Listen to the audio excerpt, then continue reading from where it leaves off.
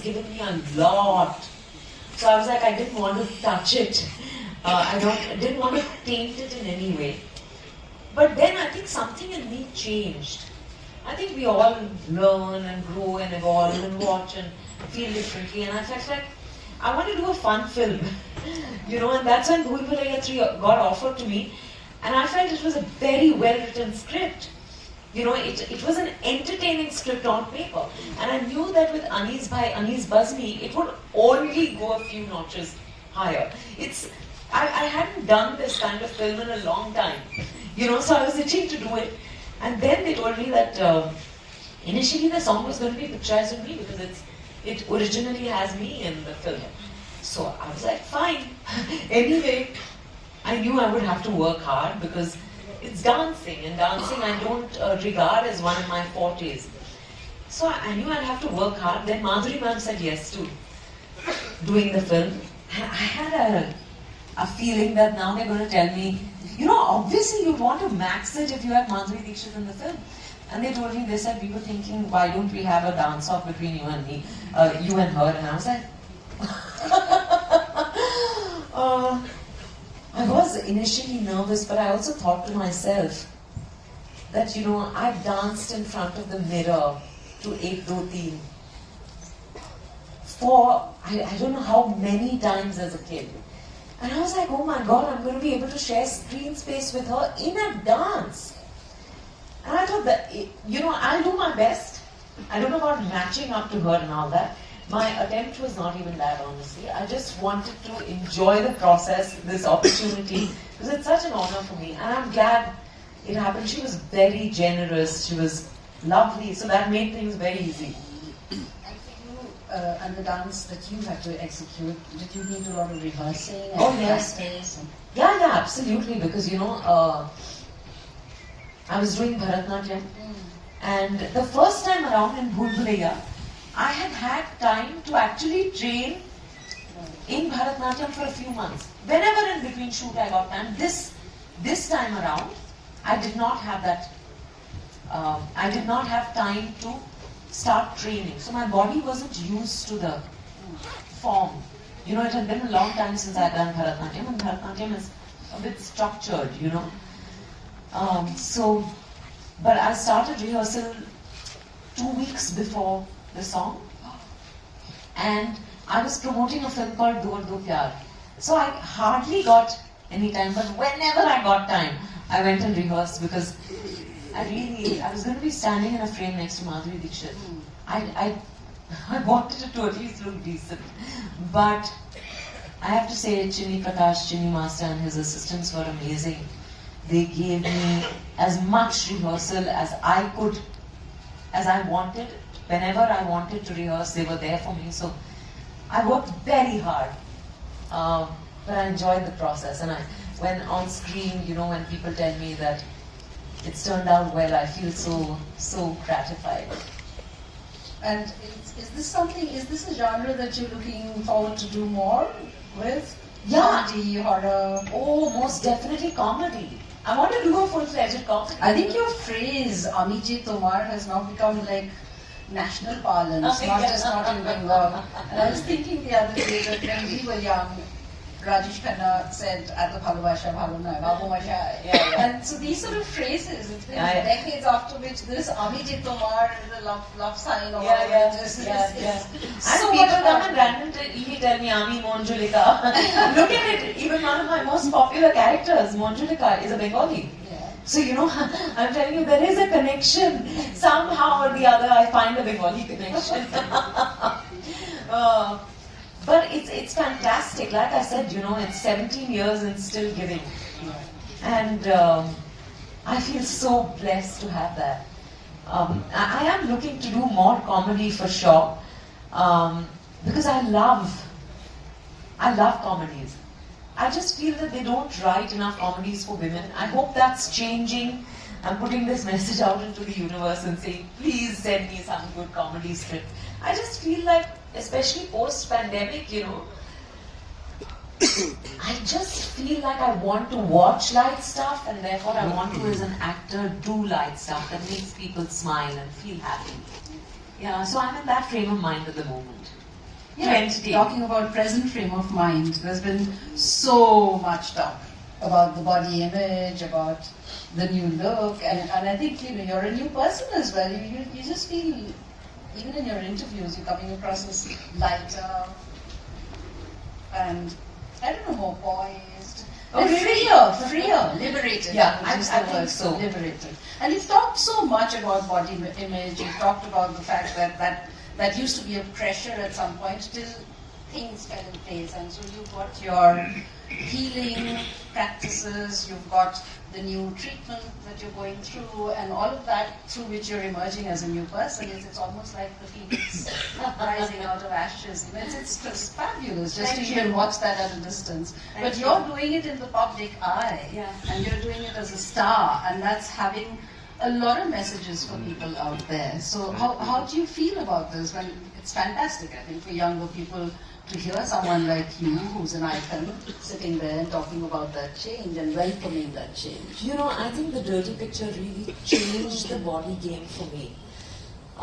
Because at my biggest on screen, until then, I was being told that, you're looking the sexiest you've ever looked. Or sexy began to be used in connection with me only after the dirty picture.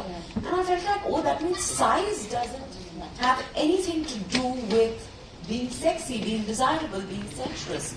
So I began to own my body, but it's still work in progress. But I've come a long, long way because I grew up a fat girl. And I grew up wanting to be invisible and yet wanting to be visible because I'm an actor. Wanting to be invisible at the same time being visible. Because as an actor you want, and because I felt shy, I felt awkward growing up. But I think I love acting so much that that's the one place where I don't care what I'm doing. I just love what I do. So I think I'm so grateful that I feel so blessed and humbled that I get to do this for a living, to do what I love for a living and to receive so much love. And today when I look back, I feel like I've put myself out there throughout the years in various body shapes and, in my various body stages. And this is also one stage, and who knows, it might, this can also change, right? Nothing is permanent. But I feel so happy that that never pulled me back from owning myself, from living my dream, and from being who I am. And I think for that I can only give gratitude to my parents for the way they brought us up, to be unapologetic. Both my sister and me, Priya and me, have always been unapologetically ourselves. And today, I can, I have the awareness to say that, yeah, it is thanks to them. Really, they gave us the wings to fly. Yeah. Yeah, and But so also- some days you'll Yeah. feel heavier, so you may fly lower. The other days you'll soar, but every day is a good day. But this middle class upbringing in Bombay, in Chembur, and you come from a Tamil Brahmin family, how has it grounded you in many ways? I think just the way you come out in your traditional handloom saris and hold the public eye at a time when dress sense has been pretty much deplorable in stardom, honestly.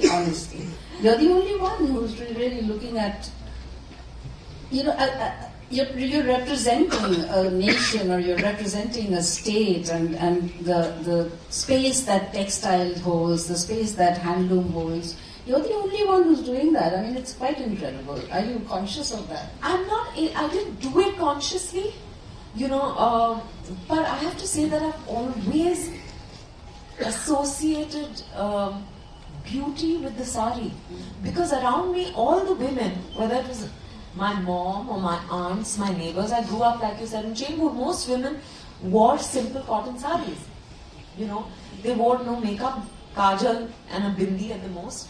They'd be, going to the temple with freshly washed hair and with flowers in it. So that simplicity is my ideal of beauty.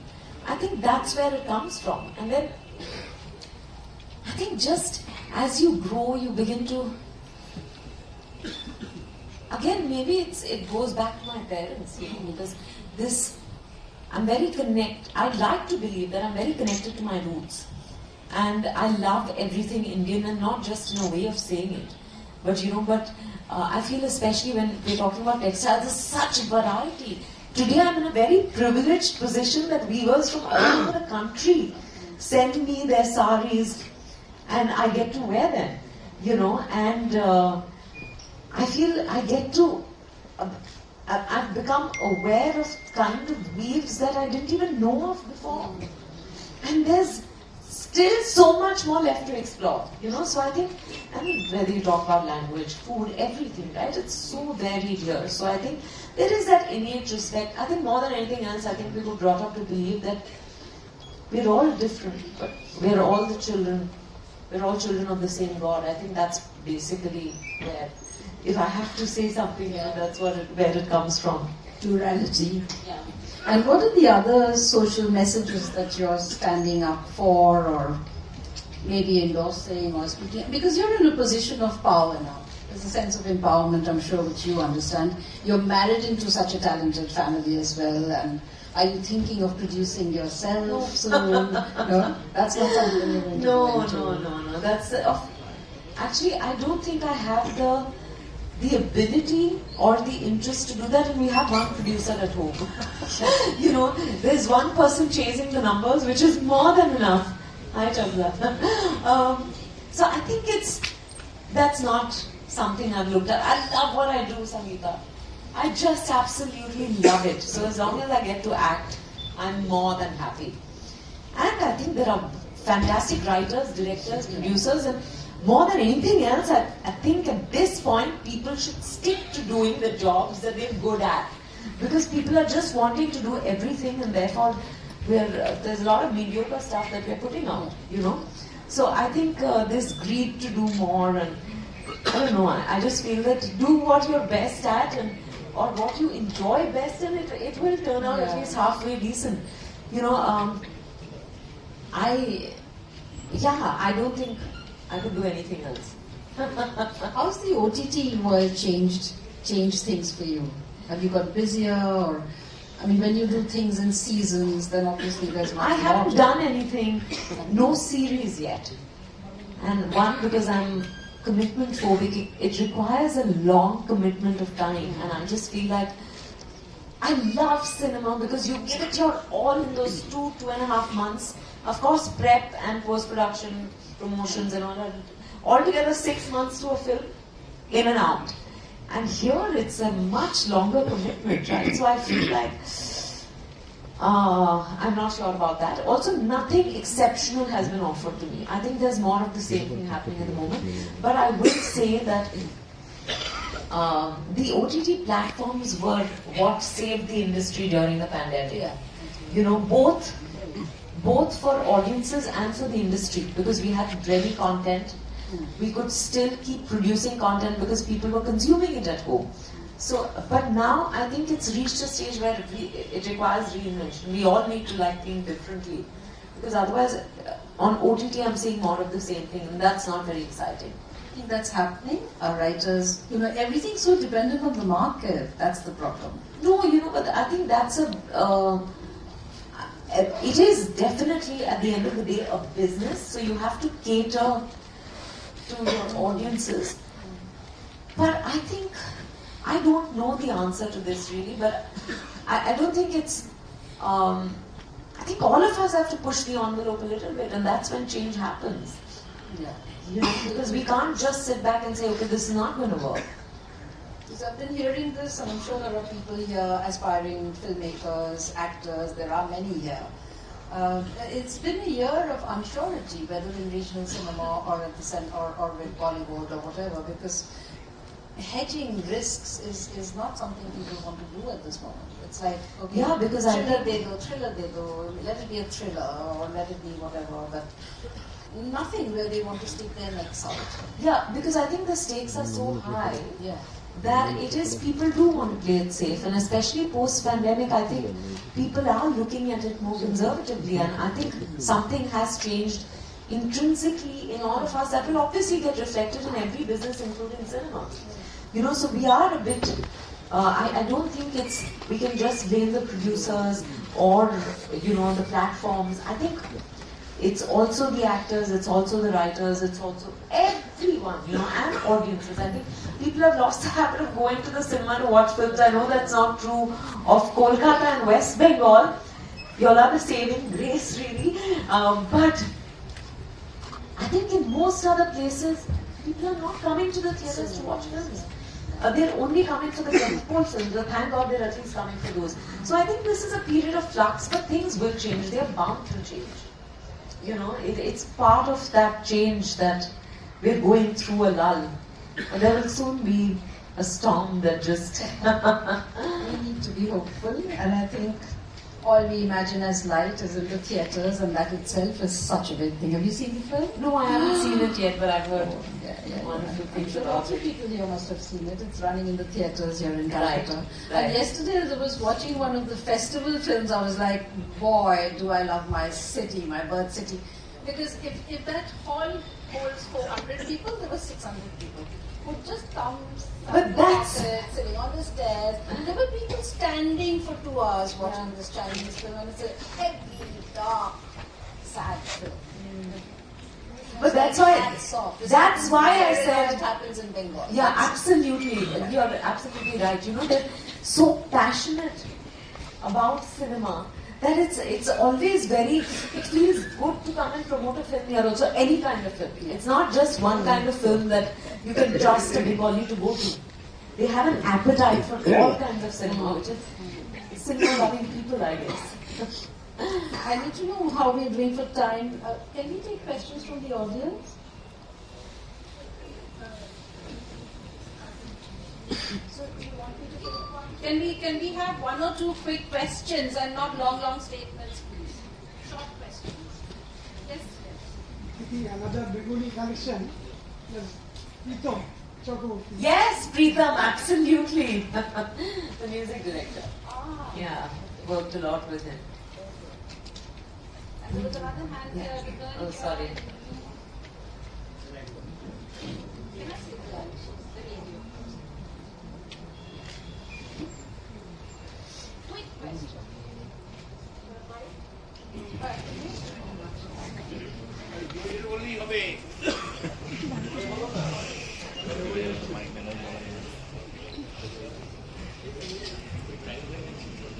What should we practice daily to become a great actress? Live life fully. I don't know the answer to that, but this is an answer that someone had given me. A lesson someone had taught me many years ago. Again, they're a Bengali director duo. Their names are Namita and Shubir. They made a lot of the definitive ad films that we watched on TV. And I was doing an ad film with them. And I remember there was a moment, I was 19 and I had to play mother to an 8-year-old. So I couldn't get the feeling, And I remember Shubir telling me that, you don't have to go through everything that you have to portray on screen. So you have to just live life by observing, by reading, by listening to music, by watching theatre and cinema and just interacting, being present in the moment. And as a matter of fact, they were the first people to tell me that I look like Madhavi Mukherjee.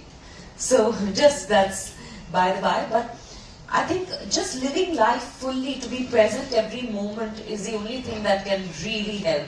I know I'm not a trained actor. There might be people who tell you that you should get training, you should go to one of these acting institutes. I don't believe that's necessary. Okay, thank you. Good luck. Thank you. Yeah.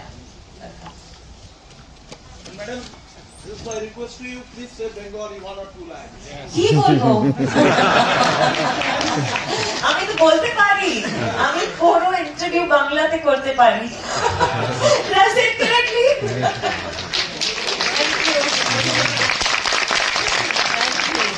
Madam वो आने वाले नमस्ते अमर उजाला से। अच्छा विदा जी, आपने कई भाषाओं में फिल्म की है, लेकिन पूर्वोत्तर भारत भी एक छोटा सा है।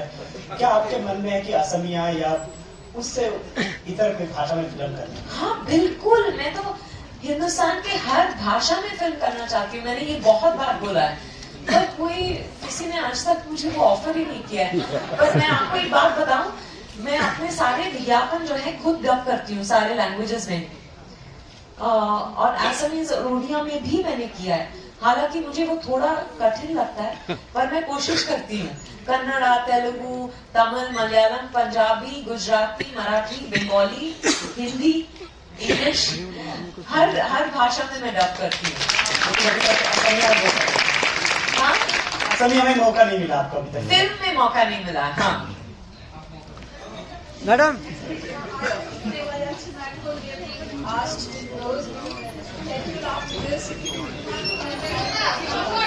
On this note, can we all put our